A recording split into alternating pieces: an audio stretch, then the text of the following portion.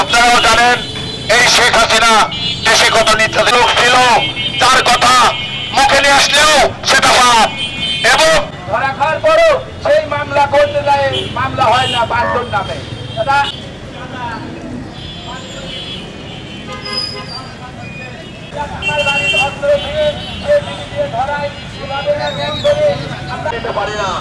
এই পান্ডব বিচার আমরা ডিসি মহোদয়ের কাছে চাই। রাতের অন্ধকারে পুলিশ দিয়ে এমন কোন কাজ নাই আমাদের।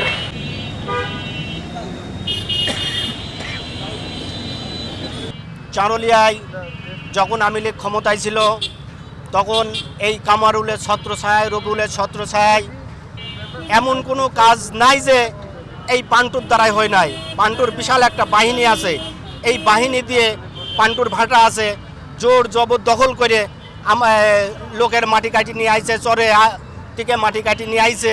এই মাটি কাটি নিয়ে আসার পরে ভুক্তভোগীরা, জমিওয়ালারা থানায় গেছে, থানায় যাওয়ার পরেও এর কোনো বিচার হয় নাই, সঠিক বিচার পায় নাই। কাগজ দেখাইছে, তাও এদের কোনো হয় নাই। কামারুল সাহেব ফোন দিয়েছে, রবুল সাহেব ফোন দিয়েছে, এদের কোনো প্রতিক্রিয়া হয় নাই। থানায় গেছে, ফোন দিয়েছে, জমিওয়ালাদের বুঝাই টুজাই তাড়ি দিয়েছে। এদের হচ্ছে বড় সন্ত্রাসী একটা বাহিনী আছে, এদের বাহিনী হচ্ছে সেন্সরো, নামি সেন্সরো, চারুলিয়া এদের বাড়ি না। পান্টু হচ্ছে টাকা পয়সা দিয়ে বসে, যেহেতু টাকার অভাব নাই, ভাটার মালিক। পান্টু আছে, লাল আছে, মন্টু আছে, কাসেম আছে, রিপন আছে, শামীম, উজ্জ্বল, অনেকেই আছে।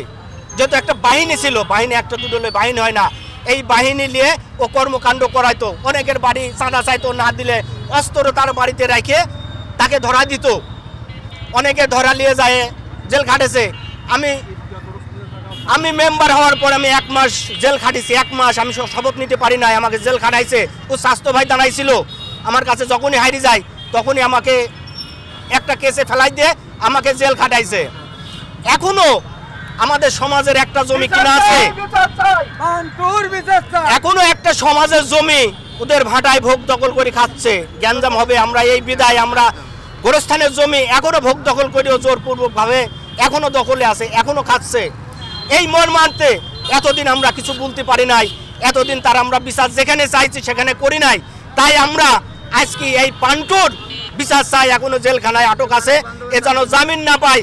এই জন্য আজকে এর শাস্তির দাবিতে আমরা এর বিচার চাই।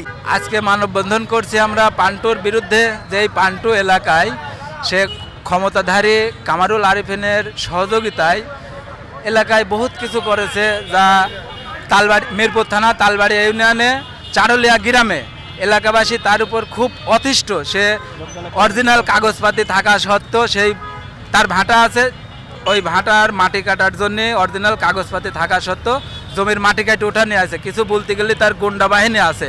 গুন্ডা বাহিনী হচ্ছে সরো, পান্টু, লাল, মন্টু, শামেন, উজ্জ্বল, রিপন, এরা তার ভাড়া টাকা দিয়ে ভাড়াটি গুন্ডা, এদেরকে দিয়ে তার বাড়ি রাত্রি আক্রমণ করে, দিনে আক্রমণ করে, মারধর করে, যার জন্যে এলাকার নিরীহ মানুষ কিছু বলতে পারে না, চাঁদা চাই।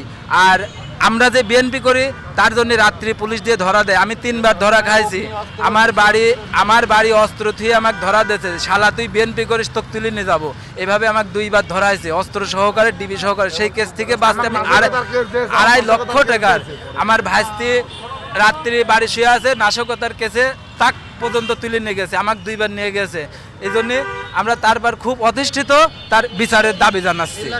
একের পর এক অত্যাচার করেছে, মানুষের জায়গা জমি কাটিয়েছে, মানসিক সন্ত্রাসী কেস দিয়েছে এই পান্টু সাহেব।